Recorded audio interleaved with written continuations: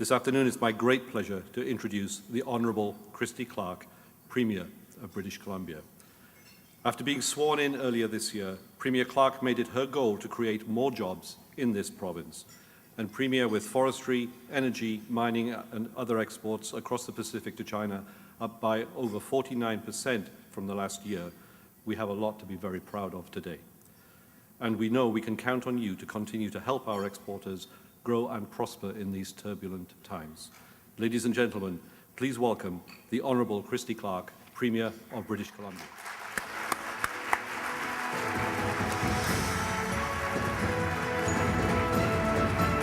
Thank you very much. Actually, Jill said that people get my water, which is sometimes true. It is not the only difference, though, between Jill Kropp and myself. She is, as you can tell, she's tall and she's blonde. She's naturally blonde. And nobody complains about what she wears. So thank you, Chris. Thank you, Chris, and thank you very much, Jill, for hosting today. I'm delighted to be here. I'd like to say a very special congratulations to all the award finalists and all the eventual award recipients as well. Every one of you does British Columbia so very, very proud. These are very exciting times to be in the export business in British Columbia. And I'm here to thank our exporters, all of you who are doing your jobs so very, very well. From just January of August to this year, this is according to Statistics Canada, BC has exported $21.5 billion worth of goods. And that's a significant number because it's up 14% over where we were in the same period last year. And it is very much being driven by what's going on in Asia. But what does it mean for us here in British Columbia? It means that you are the people who are out there creating jobs every single day for British Columbians, well-paying jobs that allow your employees to put food on their tables and a roof over their heads and raise their families right here in British Columbia. And that really matters. We're a small export economy here in our province, and our health, our economic health, depends on marketing our goods internationally and attracting foreign investment from overseas. And I think it's important for people to understand that the economy is not just an abstract concept. The economy is not just statistics and charts and tables that are produced by the statistics people every month. The economy is about people. It's about families. It's about turning the conversations that I've had, including with many of you in this room, into real, tangible improvements in people's daily lives. It's about family-run companies, like many of the ones represented in the room today. Companies like 2010 Export Award winner Pacific Prince Investments. Now, PPI was founded in 1990 by Mohammed Amir and his late wife, Shaheen Zafar. They grew the company into one of our largest exporters of pallet stock and Canadian dimension lumber to the US, to the Middle East, to the Far East, to Southeast Asia, and to Europe. And that is making a difference in people's lives. Or Pioneer Log Homes in Williams Lake, founded in 1973 by Brian Reed Sr. For 30 years, they and their family have created homes that have stood the test of time, wherever they've been constructed. They have made that company a world leader in its field. That makes a tangible difference in people's lives. Now, when I ran for Premier, about last year, starting about last year now, I made the commitment that I would organize a trade mission to China and India. And I'm meeting this commitment. And next Friday, it's wheels up as we head over to Asia. And I'm sure that some of you in this room, in fact, I know some of you in this room, are going to be coming with me on that trade mission. And I look forward to working with you as I represent British Columbia as the most dedicated, enthusiastic salesperson that this province has ever had.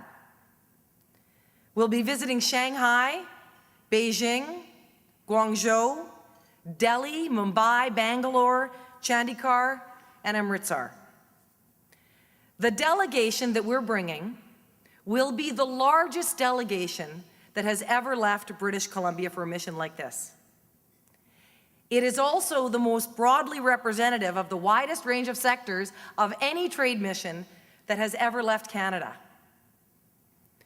And we have 3 goals in mind for this jobs and trade mission.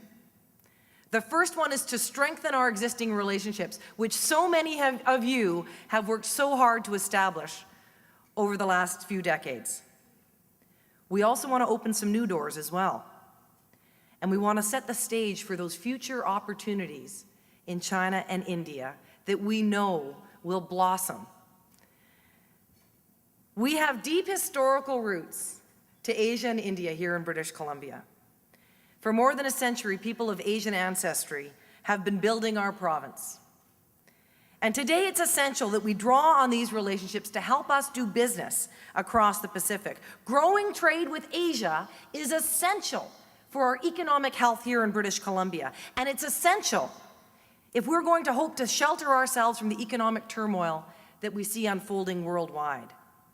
We need to strengthen those ties with markets that are hungry for what we produce here in British Columbia. And the seeds of this trade mission were sown more than 5 years ago now by some of the people that you see sitting in the room. People like MLA Colin Hanson and MLA Richard Lee.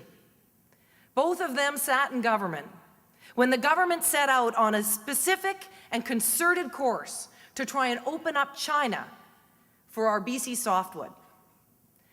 And about 5 years ago, people said to them, "Why are you doing this?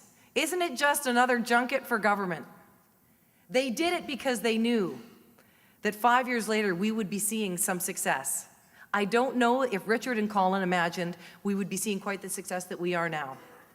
But the result of that concerted effort that the government made 5 years ago on softwood has meant that in some months, we have, for the very first time in British Columbia's history, sent more softwood to China than we do to the United States.